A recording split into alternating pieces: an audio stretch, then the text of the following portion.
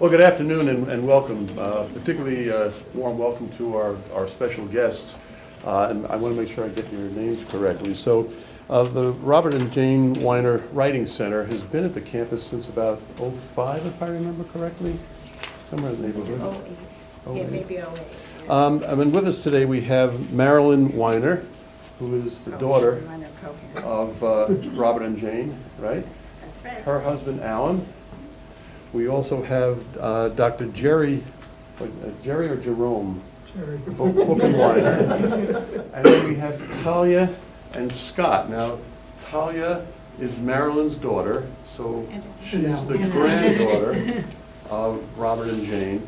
And she graduated from Beacon in '09, and Scott Diamond married her, how long ago? A year and a half ago. A year and a half. So we're very happy to have the family with us today.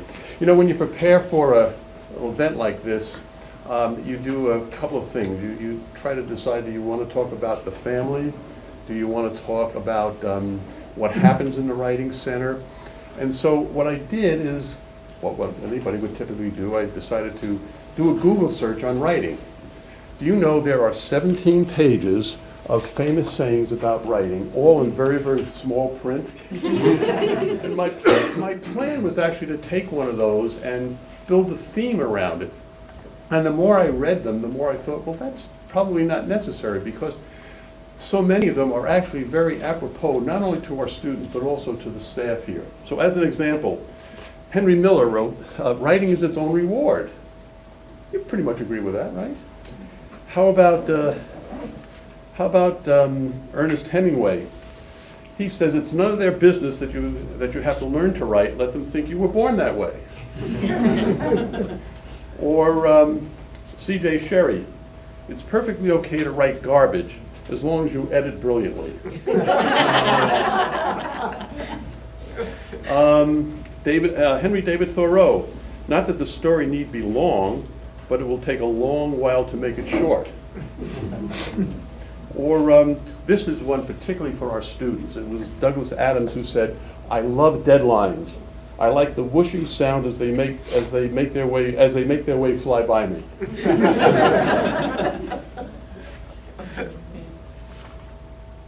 Words are the lens to focus one's mind. Here's another one for our staff. Half my life is an act of revision. And I know there were a couple others in here I wanted to look at. Oh, this is one of my favorite. There's no such thing as writer's block. That was invented by people in California who couldn't write. A code can survive everything but a misprint. And here's another one for our staff. Great is the art of the beginning, but greater is the art of ending. I don't have a good segue into the next thing I want to read, very honestly, because it comes from a letter that Dr. Haggerty received about a year ago. The attached check is a donation to the Writing Center at Beacon College. It is a gift from my brother and sister-in-law and from my husband and me. We are very appreciative of the invaluable help that Beacon College provided to Talia and Scott Diamond, our daughter and son-in-law. Their education at Beacon had a powerful and positive impact on their lives. We give this gift in loving memory and thoughts of our parents, Jane and Robert Weiner, honoring their generosity and their commitment to education. Our intention is that this gift will provide educational services to students at the Writing Center, either through technology, staff, special programs, or its normal operation. And so today, really, we'd like to say thank you. And to begin that thank you, I'd like to introduce our provost, Dr. Shelley Chandler. Thank you, Steve. I first met Talia Cohen in the fall of 2005. And she started her college career here at Beacon, and I knew right away she was a great student. She was in my major. I was in charge of the Human Services major, and she immediately declared that as her major and education as her minor. She had some clear direction. She knew she wanted to teach. She often spoke about her mom, who was a teacher. And you could tell within her family, the value was instilled in her to learn and to teach others. So Talia continued her career at Beacon College doing excellent work. She held a high level of academic integrity. She was supported by all of her faculty, and they really thought she was tops. She had a great grade point average, and she was even initiated into our honor society, Psi Tau Omega. And not very many people get into that honor society, so we were really proud of her. And it just gives me a lot of gratitude, and just my memories are, just flooding back to me today, seeing Scott and Talia here. When I come to visit the Writing Center, and I come here quite often, I see the students working hard with the faculty or the staff here, Dr. Ray Nault, Renee Williams, and our director, Rick Davidson. And they work so hard with those students, and the students are working hard and really accomplishing things. And I get their statistics every month, so I see just what they do here, and it's a lot. It fills me with a lot of pride. And I see that name on the wall, and I think of Talia quite often. And it's just really great to be here today to share this with them. And I would like to present them all with a little token of our appreciation. And it's a little plaque that says the dedication. So this is for Alan and Marilyn.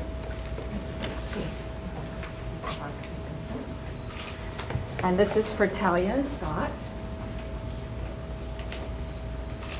And Jerry, this is for you. So once again, thank you very much for all you've done for Beacon College and for sending Talia and Scott to us today. And Thank you for your memory.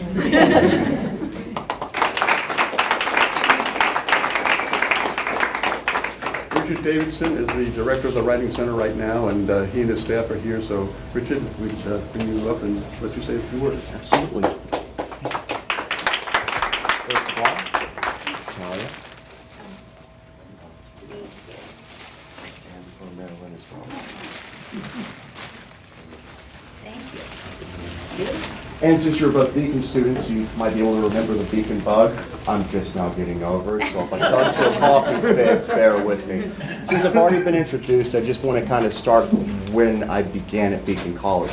It was fall of 2015, and I'd come into the school. Now, I had worked in writing centers in other institutions before, but these institutions had about 5 times the population that Beacon did, and they were doing about 1/3 of the traffic. To give you guys an idea of the numbers, in fall of 2015, our student population was 280 students.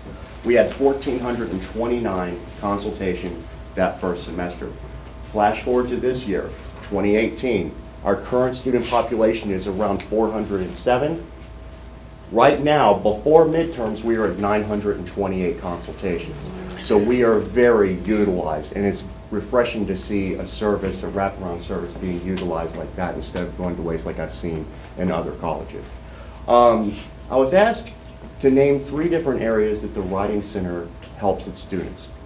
And I kind of thought about it for a while, and I came up with 3 areas, so I hope this sort of clarifies what we do here. The first is instilling the fundamentals of writing. And by the fundamentals of writing, I mean brick and mortar, your standard commas, your grammar stuff, this stuff we don't like to deal with. But we don't like just to tell the students, hey, you need to put a period here. We explain to them why the period's here. That's how you build. That's how you build knowledge in that area. The second is by encouraging critical thinking. Critical thinking is when somebody's writing a paper and they put something in there and the idea is just not really fully fleshed out. We usually ask the question, what do you mean by this statement? It forces the student to sort of reach inside themselves, not reach for somebody else, but inside themselves to give the answers. Or I usually ask, explain to me like you would a friend, or maybe a friend who's intoxicated. That makes it a little bit more fun. Explain it. If your friend was intoxicated in the car, how would you explain this? And all of a sudden it's like, oh, okay. And then the explanation comes from the student. That's encouraging critical thinking. That's them drawing upon their own well of knowledge, not just reaching for information. And the third area is by basically building more confident writers. And I'm kind of cheating here a little bit because we basically scaffold off of those first things. We ultimately want students to be more confident in their writing when they go out into the world. And it's basically practice makes perfect at that point in time with the students. You do this, you do something repetition. We essentially bring the students forward, and I can tell you I've brought students from 2015 and they're graduating seniors this year. Their writing has improved, and I can say that honestly it's because of the help of my staff and my fellows in here in the Writing Center. And if I had to say one final thing before people yank me off the stage for babbling too much, the only way that this Writing Center has been able to grow with the institution and serve the students like this is because of the hard work of its employees, the groundwork laid by its previous directors, and by the vision and support of its benefactors. That's about all I have, so I'm going to turn the floor over to Dr. Campbell. So, thank you. Dr. Miller stole some of my quotes. I'm still going to start out with the quote. I teach writing strategies as well as Comp 2 here, and I have been at Beacon now since August. However, I was at Beacon in 2002 to 2004, and at that time we didn't have much of a writing center. We really depended on the relationship between the English faculty and the learning specialists. And my students will tell you just what Stephen King tells us: the road to writing is hell because it's paved with adverbs. But my students now know they end in ly, so I think we have it. When I've gone and I have gone on to other institutions, I have worked at writing centers and directed writing centers, and what I find is all the students are basically the same. They're still walking down that road to hell of adverbs. And the wonderful thing that we have now, and I'm going to depend on J.R. Turkun, all who wander are not lost. And here at Beacon, we have the deepest appreciation for the Compass Center that is going to direct our writing. And I thank you very much for your generosity.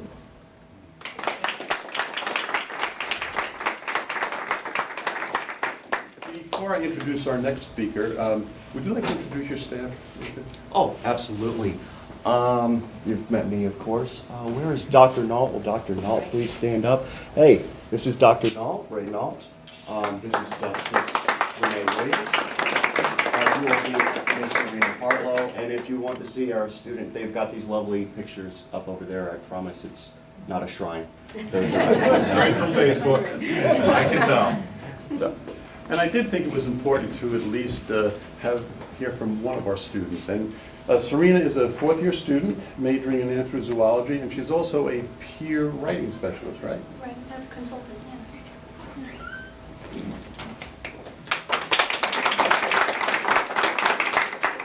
First of all, thank you so much for letting me speak. I wasn't really expecting it, and I'm just so happy.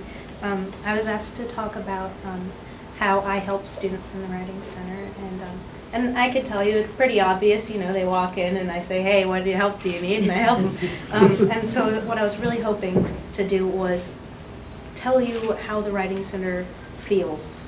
Because you know all these things about how, like, here's exactly what happens and here's exactly how many edits. And I wrote up this little thing because there's no way I could do that all. But I wanted to try to show you all how the Writing Center feels, and at least to me, and I hope for all the other students as well. Not too long ago, I found myself hopelessly lost. Like a drowning victim, I found myself unable to tell up from down, rootless. I was floating from one thought, person, place to the next. I'm so glad that one day last September I floated in here, walked through a haze of cicada noise and humidity and so many people into this small corner of reality. For the first time, I found myself in a place that was quiet enough for me to think, where the things I knew held value, my ideas and thoughts had weight, my actions had meaning. I could make mistakes and find instead of anger, a warm smile and gentle blue ink.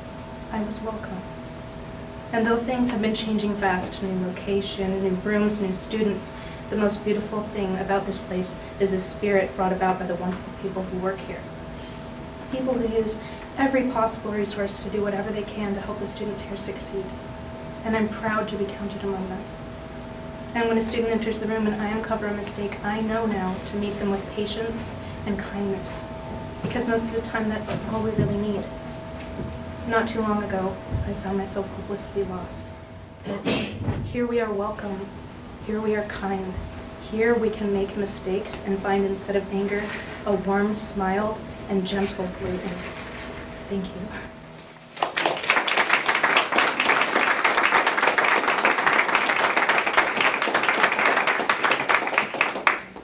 don't even think Dr. Haggerty can beat that.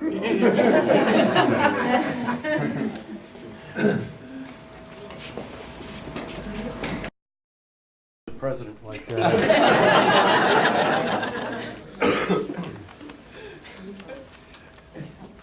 That was beautiful. Thank you.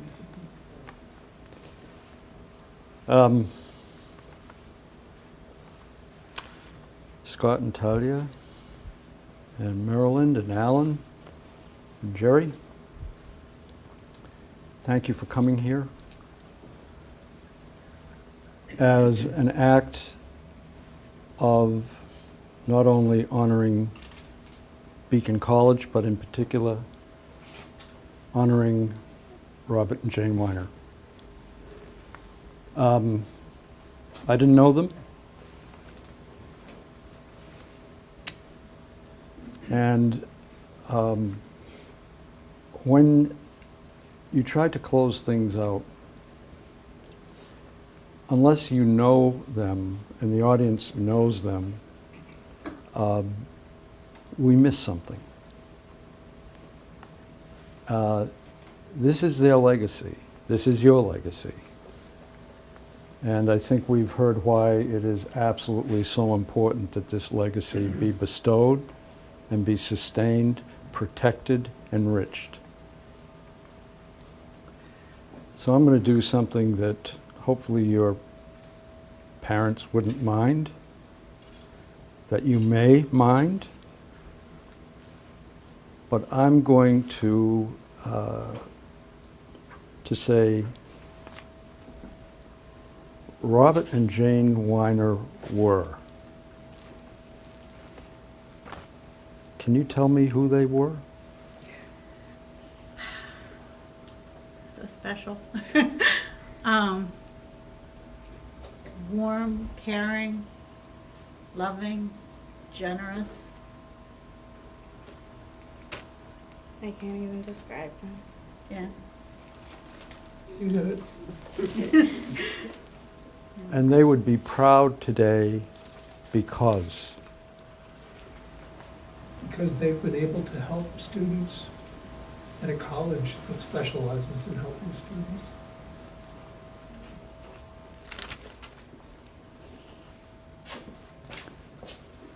so that was Robert and Jane Weiner, and I think if we didn't know a little bit about them, we would miss something today. And the important thing that we would miss is the human connection. Whenever I talk about facilities, people always want to hear about the facilities when you're the president and how things are expanding and all the rest. But I have never forgotten from the time I entered higher education that truly it's about the people. You can have the most beautiful facilities, and this certainly is a huge upgrade to what may have been here when you all arrived. And it is beautiful, and it is technology rich, and it has a lot of bells and whistles in the technology. But it's the people that really make this work. And it's very important to recognize that the people who made this facility possible, and they did, when I spoke with Marilyn the first time, she said, we want to make sure, the family wants to make sure that this goes toward the Writing Center. And I assured her that absolutely every dime of this would go toward the Writing Center. And I can remember talking to President Emeritus Broadbeck about Robert and Jane Weiner Writing Center and how important it was to get that on the original facility that we had.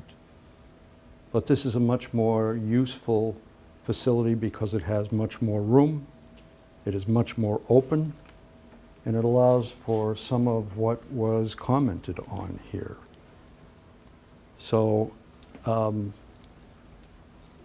thank you for remembering the people, and that was terrible of me to do, but I want to thank you for allowing us to remember Robert and Jane Weiner and their influence here. And Alan, if you have anything to add, I'd be happy to have your perspective as well. Just as a son-in-law, I think I sensed of what Marilyn said, that they were very open, warm, and caring, and invited others and wanted to help others. Well, they have, and they will continue to do so. This is their legacy, and it's your legacy as well. And Talia and Scott, welcome back to your alma mater. Thank you. Thank you all very much.